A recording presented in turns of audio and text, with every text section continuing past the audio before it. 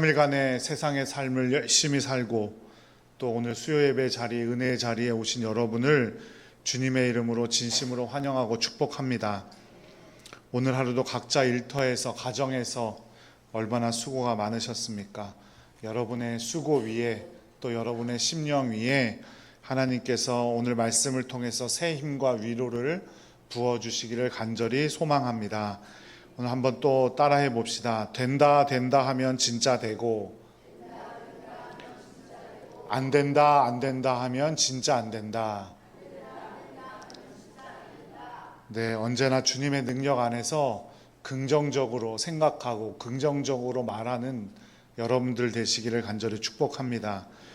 여러분 학창 시절을 한번 떠올려 보시겠어요? 여러분들 학창 시절에 여러분의 기억 속에 깊이 남아있는 선생님, 은사님이 한 분쯤은 계실 겁니다. 나를 있는 그대로 인정해 주시고 내 눈높이에 맞춰 가르쳐 주셨던 그런 선생님들, 오늘 말씀을 시작하면서 제가 어느 신앙서적에서 본 이야기 하나를 먼저 들려드리고자 합니다. 중학교 2학년에 올라간 민수라는 학생이 있었습니다. 작년까지 과학 과목을 가르쳤던 홍두깨 선생님이 올해는 민수네 반 담임 선생님이 되셨어요. 민수는 평소에 홍두깨 선생님을 너무 좋아했기 때문에 다행이라고 생각했죠. 그런데 한 가지 걱정이 있었는데, 다름 아닌 민수가 가장 두려워하고 어려워하는 과목이 뭘까요? 홍두깨 선생님은 과학 선생님이래요. 뭘까요? 과학. 그러니까 과학이니까 말씀드리겠죠, 그죠? 과학 선생님이었다는 사실이에요. 내가 과학을 못하니까 내가 좋아하는 선생님이, 그리고 우리 담임 선생님이 나를 싫어하지는 않을까, 안 좋아하지는 않을까 걱정과 두려움이 생겼어요. 그러니까 과학 시간만 되면 자신감이 떨어지고 자꾸 자기도 모르게 몸을 움츠려 드는 거예요. 어느 날 과학 시간이었습니다. 홍두깨 선생님이 움츠려 있던 민수를 부르시더니 교실 한가운데 우뚝 세우셨어요. 가운데에 가서 서라고. 속으로 내가 과학을 너무 못하니까 나를 혼내시려나 보다, 나를 망신 주시려나 보다. 그런데 선생님은 민수에게 커다란 태양 모형을 들고 서 있게 했어요. 그리고 다른 친구들에게는 수성, 금성, 지구, 화성 등 여러 행성의 역할을 맡기셔서 교실에서 그 날짜에 맞게, 시간에 맞게 돌아가게 다 그 위치를 지정해 주시면서 그 하나하나를 전부 설명해 주셨죠. 태양 모형을 든 민수를 중심으로 모든 행성을 든 친구들이 궤도를 따라 이렇게 돌기 시작을 한 거예요. 그 순간 민수는 참 감격스러운 느낌이 들었던 거예요. 자기 마음에 나를 중심으로 이렇게 애들이 다 선생님께서 이렇게 나를 배려해 주셨구나. 이 사건 이후 민수는 과학이 두려운 과목이 아니라 흥미롭고 재미있는 과목이 되었더라. 그래서 과학 시간만 되면 더 깊이 집중하게 되었고, 선생님 말씀 하나하나에 귀를 쫑긋 세우게 되었고, 전에는 모르는 것이 있으면 움츠러들었지만 이제는 움츠러들지 않고 부끄러워하지 않고 선생님께 질문도 하고 적극적인 학생으로 변해갔어요. 그리고 점점 선생님을 닮아가며 나중에 커서 홍두깨 선생님 같은 과학 선생님이 되어야겠다, 이런 꿈도 꾸게 되었다는 이야기입니다. 바로 우리 예수님께서 저와 여러분에게 그런 완벽한 맞춤형 선생님, 오늘 말씀의 제목이 뭐예요? 안성맞춤 가르침 주시는 선생님이 되어주시는 줄로 믿으시기 바랍니다. 물론 그뿐으로 그치는 것이 아니죠.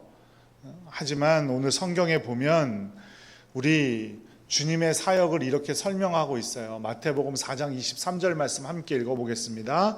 예수께서 온 갈릴리에 두루 다니사 그들의 회당에서 가르치시며 천국 복음을 전파하시며 백성 중에 모든 병과 모든 약한 것을 고치시니.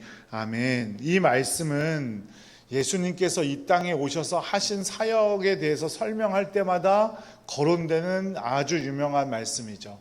가르치시며 전파하시며 고치셨다. 이 세 가지가 예수님께서 이 땅에서 오신 사역이라는 거예요. 갈릴리에도 모든 사람에게 존경받는 예수님이 계셨고, 그 예수님께서 말씀을 전하실 때마다 많은 사람들이 그 말씀을 보고 들으며 가르침을 받았습니다. 그런데 어느 날 수많은 군중 속에서 유독 예수님의 시선이 머무는 사람이 한 사람이 있었는데, 그는 학식이 뛰어난 율법학자도 아니었고 권력이 있는 바리새인도 아니었어요. 갈릴리 바다에서 묵묵히 고단한 하루하루를 살아가며 물고기를 낚고 있던 평범한 어부 베드로였습니다. 물고기를 잡아야만 잡은 물고기로 다른 생필품이나 먹을 것을 바꾸어서 살아갈 수 있었던 베드로. 무엇이 뛰어나서 어부가 된 것이 아니라 무엇을 할 수가 없어서 어부가 된 사람들, 그 베드로를 주목하셨어요. 세상 사람들은 땀냄새 나고 무식한 어부로만 보았을지 모르지만 예수님은 무엇을 보셨을까요? 베드로 뒤에 있던, 사람들은 보지 않고 볼 수도 없었던 베드로의 가능성, 또 주님의 능력이 임했을 때의 베드로의 모습을 보셨겠죠. 예수님은 지금 당장 흠집과 부족한 모습을 보시는 분이 아니라 우리 안에서 역사하실 하나님의 은혜로 빚어질 영광스러운 미래를 보시는 분임을 꼭 믿으시기 바랍니다. 지금 올해 큰 스포츠 이벤트들이 있는데요. 그 중에 하나가 월드컵이죠. 월드컵. 축구를 평소에 보지 않던 사람들도 월드컵 하면 축구 보잖아요. 우리나라 2002년도에 놀라지 마세요. 2002년이 벌써 25년 전이래요. 2002년도에 히딩크라는 감독이 있었는데 그 사람도 처음에 엄청 논란이 많았잖아요. 잘 알지도 못하고 이름도 나지 않았던 선수 몇 명을 뽑았다가 여론에 완전 문매를 맞았어요. 그러다가 한번 어느 나라한테인가 5대0으로 지는 바람에 5대0 감독이라고 막 난리가 났었죠. 그런데 우리나라가 다시 한번 해볼 수 있을지 없을지 모를 그 성적을 올렸잖아요. 다 그 선수들의 가능성을 보고 그 선수들의 뒤에 자신에게 훈련을 받고 난 다음의 모습들을 제대로 볼 수 있었기 때문이겠죠. 예수님도 마찬가지라 이 말입니다. 예수님께서는 히딩크 감독과는 전혀 비교도 되지 않을 그런 능력으로 우리의 모든 것을 더 잘 아시고 우리가 무엇을 해야 잘 살 수 있을지를 더 잘 아시는 그분께서 우리에게 안성맞춤 가르침을 주고 계신다는 겁니다. 베드로도 아마 그 예수님의 초대를 받고 엄청 고민했을지 모릅니다. 짧은 순간에 그 머릿속에서 사람을 낚는 어부가 도대체 어떤 건가? 어부인 내가 무엇을 할 수 있다고 저 사람이 나를 부르나? 깊은 걱정과 두려움도 느꼈을 겁니다. 게다가 예수님을 따른다는 건 여태껏 자기가 살아왔던 삶의 방식을 전부 바꿔야 되는 걸 의미하는 거잖아요. 이제 더 이상 고기를 잡는 사람이 아니라 뭔가 다른 일을 해야 되는 사람이 되는 건데, 내일 당장 어떤 일들이 펼쳐질지 모르는, 아무것도 모르는 막막한 상황에서 내가 평생 잘해오고 가장 잘할 수밖에 없는 그 일을 내려놓고 새로운 모험의 길을 따르는 것이 쉽지 않았을 겁니다. 우리들도 마찬가지죠. 안정적인 직장, 나의 익숙한 경험, 내가 쌓아온 가치관들 다 내려놓고 예수님의 말씀에 순종하여 믿음의 발걸음을 내딛는다는 것이 결코 쉬운 일은 아닙니다. 큰 결단이 필요하죠. 하지만 베드로는 어떻게 했습니까? 자신을 알아봐 주고 자신을 초대한 예수님의 말씀을 믿고 따르기로 결단합니다. 그래서 즉시 그물을 내려놓고 지금까지 자신의 생계, 자신의 가족의 생계를 위해 들던 그물을 내려놓고 배를 버리고 과감히 예수님의 뒤를 따라 나섰습니다. 예수님은 베드로를 비롯한 제자들과 함께 온 갈릴리 지역을 두루 다니시면서 천국 복음을 전하시고 그들을 가르치셨습니다. 지루하고 딱딱한 신학 강의가 아니라 일상생활에서 쉽게 이해할 수 있도록 주변에 친숙한 사물과 자연과 농사하는 일, 또 물고기를 잡는 일을 비유로 사용하여서 말씀하셨어요. 제자들이 결코 잃어버리지 않도록 중요한 진리의 핵심을 콕콕 집어주셨죠. 그리고 그 제자들에게 자신이 3일 만에 죽었다가 부활하게 될 것이라는 것도 결국 말씀해 주셨어요. 주님의 부르심에 우리가 결단하기만 하면 주님께서는 제자들에게 하신 것처럼 우리에게도 딱 맞는 가르침도 비유도 기적도 보여주실 줄로 믿으시기 바랍니다. 그러니 우리가 두려워서 내가 할 줄 아는 일이 없어서 주저하지 않는 여러분들 되시기를 간절히 바라요. 내가 할 수 있는 일이 아직 아무것도 없습니다. 나는 너무 약합니다. 나는 이런 것도 부족합니다. 저런 것도 부족합니다. 라고 말하는 것부터가 이미 나는 예수님과는 상관없이 내 능력으로 살아가겠습니다. 라고 말하는 것과 마찬가지인 거예요.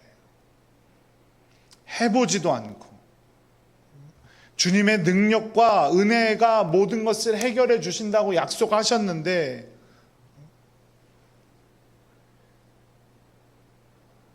그런 것들은 생각하지 않고 주님의 말씀은 생각지 않고 그저 내가 보기에 내가 모자라고 부족하니까 나 같은 사람은 주님도 어떻게 하실 수 없을 것 같아요. 이렇게 생각해버리고 마는 거죠. 물론 베드로가 모든 것을 두고 예수님을 따라갔던 것을 보면서 그런 것들 필요 없다. 그러니까 여러분들도 직장도 가정도 모두 버려두고 기도원으로 들어가고 맨날 교회 와서 교회에서 살아라, 교회 일해라 이런 말씀 드리는 게 아니에요.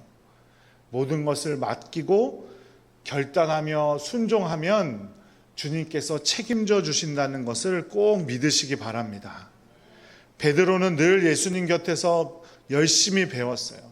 베드로도 처음부터 완벽한 제자는 아니었을 겁니다.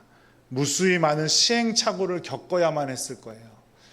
그 중에 대표적인 사건이 마태복음 14장에 나오는 물 위를 걷다가 빠져버린 사건이에요. 폭풍우 치는 바다 위로 걸어오시는 예수님을 보고 베드로도 예수님을 믿고 호기롭게 바다 위를 걷는 놀라운 기적을 경험합니다. 그런데 그 믿음도 잠시 거센 바람과 파도를 보자 이내 마음속에 두려움과 의심이 생겨서 그만 바다에 빠져버리게 되죠. 그뿐만이 아니죠. 예수님께서 영적으로 무지한 바리새인들과 율법 학자들을 향해서 눈먼 사람이 눈먼 사람을 인도하다 보면 둘 다 구멍에 빠지고 말 것이다 라고 엄히 경고의 말씀을 했을 때 제자들은 그 말씀을 듣고 그게 무슨 뜻인지도 모르고 있을 때 베드로는 체면 차리지 않고 손을 번쩍 들고 예수님께 당당하게 요청합니다. 그게 마태복음 15장의 모습이에요. 모르겠으니까 좀 알려달라고 하는 베드로의 모습. 그리고 예수님도 베드로에게 그 말의 뜻을 전부 알려주시죠. 아주 쉽게 맞춤형으로 하나하나 설명해 주십니다. 그리고 그 후에 마태복음 16장 16절에서 주는 그리스도시요 살아계신 하나님의 아들이십니다 라는 그 놀라운 신앙 고백을 베드로가 하게 되는 겁니다. 베드로가 어떻게 이렇게 위대한 신앙 고백을 할 수 있었을까요? 단 한 번에 된 것이 아니에요. 하루 아침에 이루어진 것이 아닙니다. 베드로는 자신을 포기하지 않으시고 실패해도 다시 일으켜 세워주시고 다시 설명해 주시고 가르쳐 주시는 그 예수님의 가르침에 따라 조금씩 성장하고 있었던 거죠. 오늘 이 수요 예배 자리에 앉아 계신 여러분을 향한 예수님의 마음도 이와 똑같습니다. 예수님은 우리를 바라보실 때 지금 당장 안고 있는 연약함, 실패, 무지함, 피곤해 지친 지금의 모습만을 보지 않으시고 성장하고 성숙해질 우리의 위대한 모습을 기대하시며 사랑 가득한 눈으로 우리를 눈여겨보고 계시다는 사실을 꼭 기억하시기 바랍니다. 그러니 주님의 일을 위해 나서는 일에 여러분들 두려워하거나 멈추지 않는 여러분들 되시기를 간절히 축복합니다. 오늘 이 시대를 살아가는 우리 한 사람 한 사람에게도 우리 주님께서는 가장 적절하고 알맞게 직접 찾아오셔서 가르쳐 주실 줄로 믿으시기 바랍니다. 하나님은 우리의 기질도 환경도 상처도 다 다름을 아십니다. 그래서 각자에게 꼭 맞는 방법과 방식으로 진리를 알려주시고 우리가 세상을 이길 수 있도록 온전히 이해할 수 있도록 도와주실 줄로 믿으시기 바랍니다. 여러분들은 어떻게 예수님 만나셨습니까? 예수님 처음 어떻게 개인적으로 경험하셨어요? 저는 자연 속에서 정말 하나님이 살아계시구나 라는 것을 느꼈습니다. 정말 하나님이 계시구나, 하나님이 살아계셔서 나와 함께 하시는구나 깨닫고 주님의 일을 하면 참 좋겠다라는 생각으로 신학대학으로 다시 입학하게 됐습니다. 또 어떤 성도님들에게는 성경 말씀을 읽다가 말씀을 통해서 내 가슴을 치게 하시고 그 하나님의 섭리와 진리를 날카롭게 내 마음속에 심어주셔서 예수님을 만나기도 합니다. 또 어떤 사람들은 찬양하다가 예수님을 만나기도 하고요.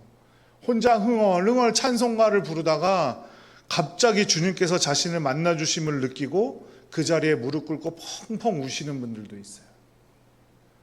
또 어떤 분들은 열심히 동역자들과 함께 봉사하고 헌신하다가 살아계신 하나님을 인격적으로 깊이 체험하기도 하죠.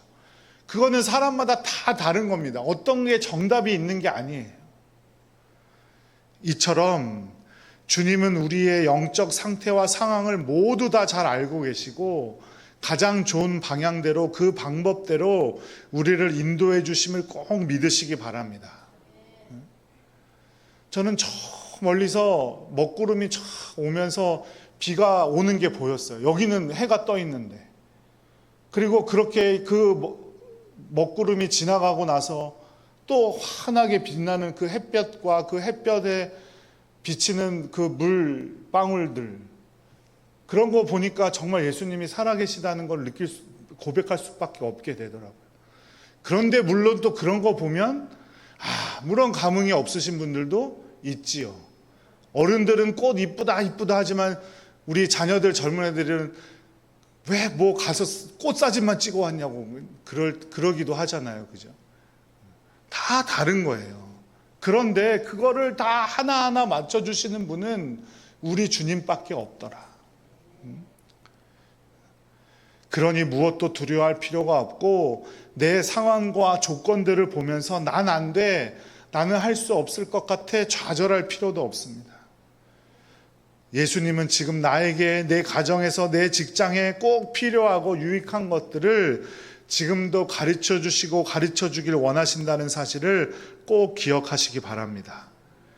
주님은 지금 나에게 무엇이 가장 절실히 필요한지, 내 영혼과 육신에 무엇이 부족하고 결핍되어 있는지를 나 자신보다 더 잘 아시는 분이에요. 그러므로 우리가 해야 할 일은 하나입니다. 내 고집과 내 얄팍한 경험을 내려놓고 나를 가장 잘 아시는 예수님의 부드러운 음성과 가르침에 귀를 기울이는 거예요. 내게 주시는 가르침을 잘 배우고 내 삶 속에서 날마다 익히며 순종할 때 모든 실패와 두려움을 딛고 일어선 베드로처럼 우리도 주님 앞에서 칭찬받는 주님의 제자들로 살아갈 수 있게 되는 겁니다. 사랑하는 성도 여러분, 세상의 지식과 세상의 가르침은 우리를 교만하게 만들고 비교와 경쟁의 자리로 내몹니다. 우리의 선생님 되시는 예수님의 가르침은 그와는 달라요. 살리고 회복시키고 생명으로 이끄는 것인 줄로 믿으시기 바랍니다. 그러니 우리 이번 남은 한 주간의 삶 속에서도, 그리고 남은 우리의 모든 인생 가운데서도 주님의 가르침에 기쁨으로 순종하는 여러분들 되시기를 간절히 축복합니다. 그 방법이 어떤 것인지는 아무도 모릅니다. 목사님의 말씀을 통해서일 수도 있고요, 하나님의 말씀을 통해서도 수도 있고요, 찬송일 수도 있고요, 생각지도 못했던 사람을 통해서도 수도 있고요.